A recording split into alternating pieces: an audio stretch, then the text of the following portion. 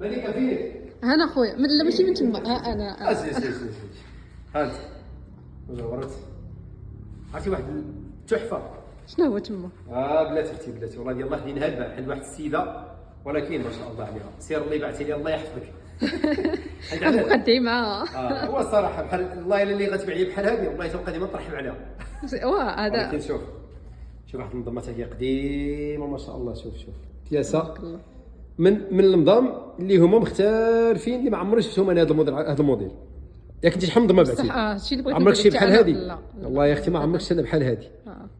شوف حاجه مختلفه ومتقونه ماشي دوك اللي مشبكين. شوف هذه كله لا خدمه فيها مختلفه ولكن ثقيله سبحان الله. كتشوف فيها كتقول لك زيد شوف. راه فيها تبارك الله، راه فيها شي 532 غرام.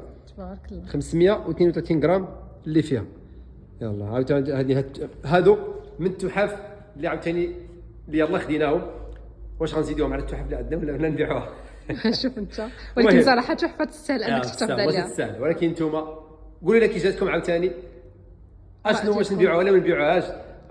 واش اللي عندها شي وحده بحال هذه وما كرهتش انا شي وحده تكون عندها بحال هكا تعطينا التاريخ ديالها.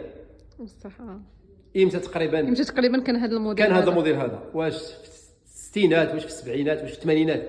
نقدروا نحدوا. يقدر تكون عند شي الام ولا شي جده ولا شي وحده.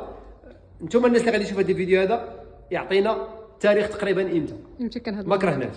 وبالنسبه للثمن ديالها احنا يلاه خديناها. الثمن عاوتاني غنقول لكم عاوتاني واش عندك شي 70 مليون. وي انا تنشوفوا عاوتاني شحال نشوفوا شحال من مليون عاوتاني غادي نحطوا لكم. صافي يلا قولوا التعليق ديالكم ديما. وانتم لا هاد المره هما يقولوا لنا تقريبا هذه شحال تستاهل مليون. يلا انتم قولوا لنا انتم الثمن. انا كاع ما نقول، انتم قولوا الثمن ديالها شحال. فيها 532 غرام. صافي شحال تستاهل دابا؟ شحال نديروا لها؟ بغيتو نديروا حتى 100 مليون والله ما كرهت. يلا شكرا لكم بزاف وخا يتصل في الكومنتير ديالكم.